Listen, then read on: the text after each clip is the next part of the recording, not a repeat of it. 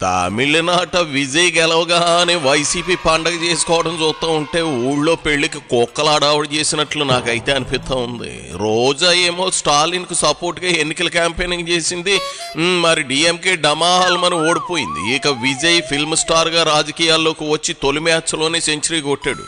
అభినందించాల్సిన విషయమే, కానీ ఎవరు కాదంటారు? కాదన్నారు కదా. విజయ్ గెలవడానికి ఇక్కడ వైసీపీ సంకలు గుద్దుకోవడానికి కారణం ఏంటయ్యా అంటే పైశాచిక ఆనందం తప్ప ఏరేది ఏమీ లేదు. ఆ ఆనందం ఏదో అంబటి నోట మనం విందాం రండి. ఇదిగో అంబటి మొదలెట్టబోయ్. చాలా మంది విశ్లేషకులు స్టాలిన్ పరిపాలన చాలా బాగుంది తమిళనాడులో అని ఓదరగొట్టినప్పటికీ కూడా ప్రభుత్వ వ్యతిరేకత మెండుగా ఉండటం వల్ల బాబు కొడుకులు ఇద్దరు కూడా ఓటమి పాలు కావాల్సినటువంటి పరిస్థితి ఏర్పడింది. ఇది కొంత ఆశ్చర్యాన్ని కలిగించేటటువంటి అంశం. చూడు అంబటి, వైసీపీ ప్రభుత్వం మళ్ళీ వస్తుంది, వైనాట్ 175 అని జబ్బలు జరిశారు. మీ పేటీఎం గాళ్ళు మళ్ళీ మహాబాసి సీఎం అని ఓదరగొట్టారు కూడాను. డిఎంకే లాగే మీరు కూడా రిజల్ట్స్ 2 రోజుల ముందు నుంచి తాడేపల్లి కార్యాలయంలో డిజిటల్ బోర్డులు పెట్టి మళ్ళీ సీఎంగా జగన్ అని కౌంట్ డౌన్ కూడా పెట్టారు కదా. ఏమైంది? పార్టీ ఊడ్చుకుపోయింది. డిఎంకే కొంతలో కొంత బెటర్, 59 సీట్లతో 2వ స్థానంలో ఉంది. ప్రతిపక్ష హోదా కూడా ఉంది. మరి మీ పరిస్థితి ఏంటి? ఒక్క పెద్దరెడ్డి తప్ప మంత్రులంతా సాప్ సుట్టేశారు కదా. అది సరే, ఇది కూడా మరీ ఈవీఎంల ఫలితమే కదా. మరి దాని మీద మీరెందుకు గోల చేయట్లేదు? ఈవీఎం ట్యాంపరింగ్ వల్ల విజయ్ గెలిచాడని ఎందుకు అనడం లేదు అంటే జనం ఊస్తారు. సర్లే, ఏదో చెబుతున్నావుగా, కంటిన్యూ చేసి. విజయ్ విషయానికి వస్తే విజయ్ చాలా రికార్డులు సృష్టించాడు. ప్రారంభం నుంచి అతను పార్టీ పెట్టిన దగ్గర నుంచి గెలిచేంత వరకు ఎక్కడ జరగకోకుండా ముందుకు వెళ్ళాడు. సాహసోపేతంగా ముందుకు వెళ్ళాడు. ఒక్క మాటలో చెప్పాలంటే సినిమాలోనే హీరో కాదు, ప్రజల మధ్యన కూడా హీరో అనేటువంటి మాట అనిపించుకోగలిగాడు. కాబట్టి విశ్వాసం పెరిగింది, ప్రజలు ఆయన పక్కన మొగ్గారని నేను అభిప్రాయపడుతున్నా. ముఖ్యంగా ఆయన మీద ఈడీ కేసులు పెట్టారు, ఆయన ఇబ్బంది పెట్టేటటువంటి ప్రయత్నం చేశారు. చివరికి ఆయన సినిమాను కూడా రిలీజ్ చేయకోకుండా జాగ్రత్తలు తీసుకున్నారు. కుటుంబ తగాదాల గురించి రెచ్చగొట్టేటటువంటి ప్రయత్నం చేశారు. అనైతికమైన విషయాలను ఆయన మీద రుద్ది ఆయన అపాస్పాలు చేయాలని ప్రయత్నం చేశారు. అయినా విజయ్ మాత్రం ఒకటే చెప్పారు, బీజేపీ వాళ్ళు పొత్తుకు రమ్మన్నా, ఇంకా అనేక మంది పొత్తుకు రమ్మన్నా నేను పొత్తులకు వెళ్ళను, ఒక్కడనే పోటీ చేస్తాను, సింగిల్ గానే సింహం పోటీ చేస్తుందని గర్జించాడు. ఆ గర్జించినటువంటి గర్జన ప్రజలు విని వీర వేశారు. ఆయన గెలిపించి అధికారంలోకి తీసుకొచ్చారు. ఆపవయ్యా అంబటి నీ భజన. తమిళనాట జనం సినిమా అంటే పడిసేస్తారు, సినిమా హీరో అంటే ప్రాణం పెట్టేస్తారు. అక్కడ కులాల కుంపట్లు లేవు, అందుకే విజయ్ నెగ్గుకు రాగలిగాడు. నిజమే, కుర్రోడు మొదటి బాలే 6 కొట్టేశాడు, నేను ఒప్పుకుంటా. కానీ సీఎం అవడానికి పొత్తు పెట్టుకు తీరాలి కదా, తప్పదు కదా. మరి సీఎం అవడానికి సింగిల్గా సింహం వచ్చి ఉపయోగం లేదు కదా.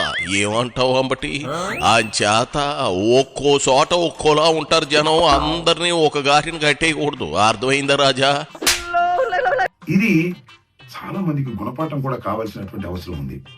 సాహసిస్తే తప్ప అధికారం రాదు అనేది చాలా స్పష్టమైనటువంటి సందేశాన్ని విజయ్ ఇచ్చాడనే విషయాన్ని మనం ఇక్కడ గమనించాలి.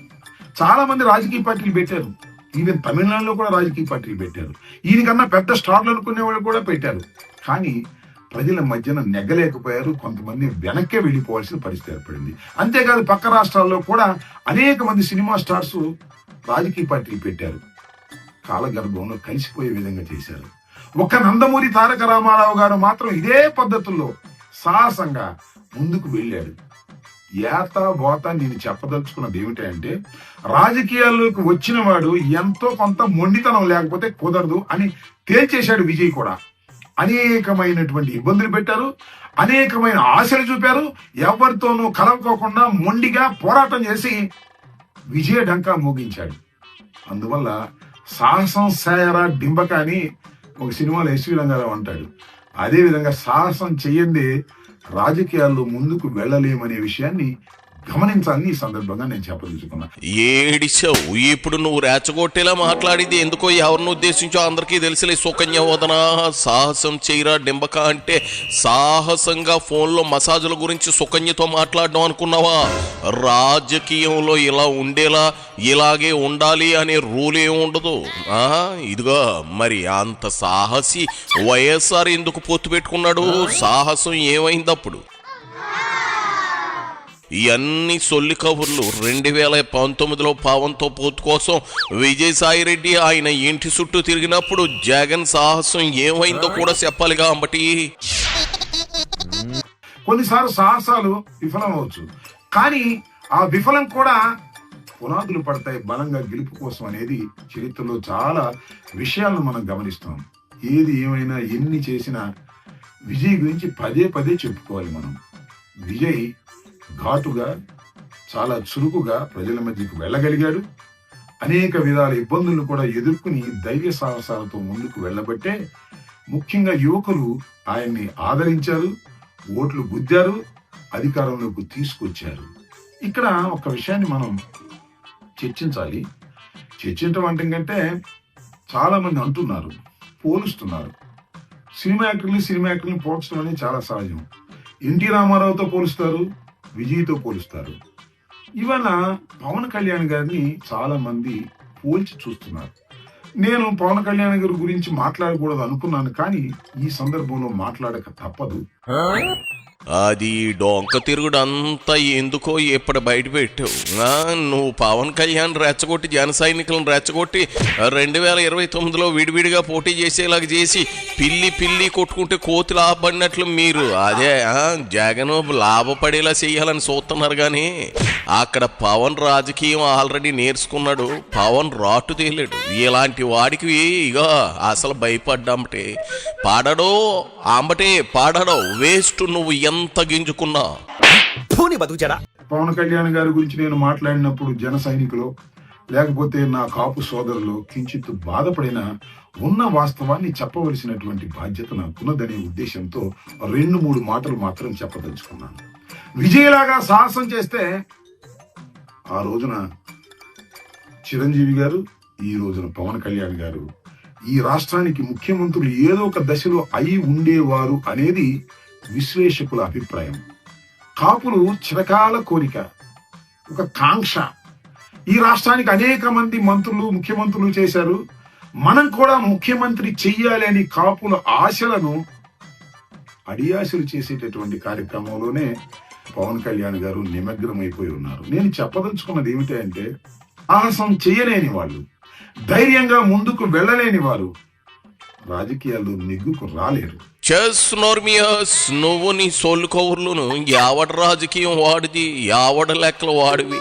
జగన్ రెడ్డిని గది దింపాలని ప్రతిభ పూనాడు, పాతాళ లోకానికి తొక్కుతానాడు, తొక్కించాడు అంతే.